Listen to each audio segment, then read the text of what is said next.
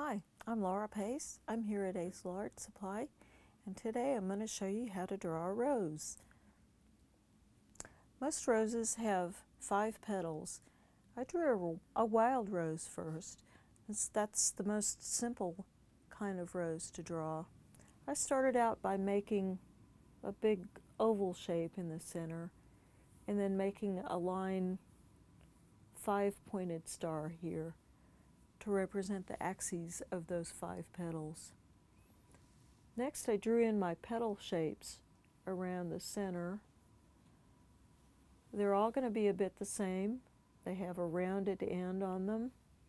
They have a center axis. They're kind of bowl-shaped, so they're kind of depressed right in the middle. And they all grow around this little circlet of pistils that have the pollen of the rose plant on them.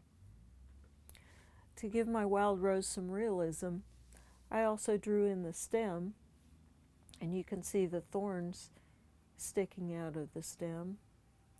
And I drew in a rose leaf. The rose leaves are very distinctive. They almost always have either 3 or 5 leaves that are opposite to each other.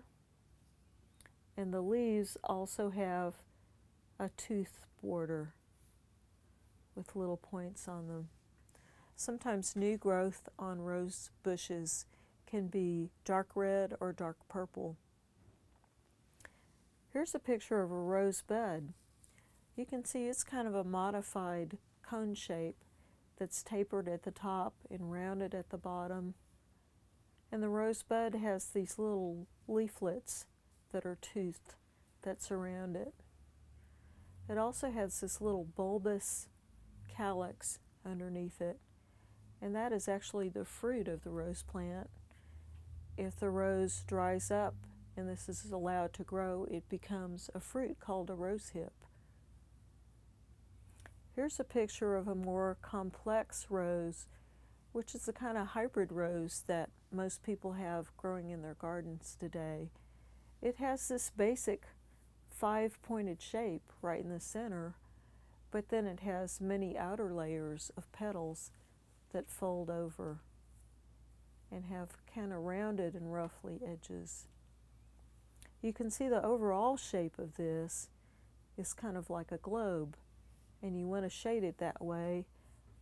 If the light is coming from this direction, the tops of the rose petals are going to be the lightest, brightest shapes, and they're going to cast a shadow on the underneath petals, and then this bowl shape is going to be kind of shaded.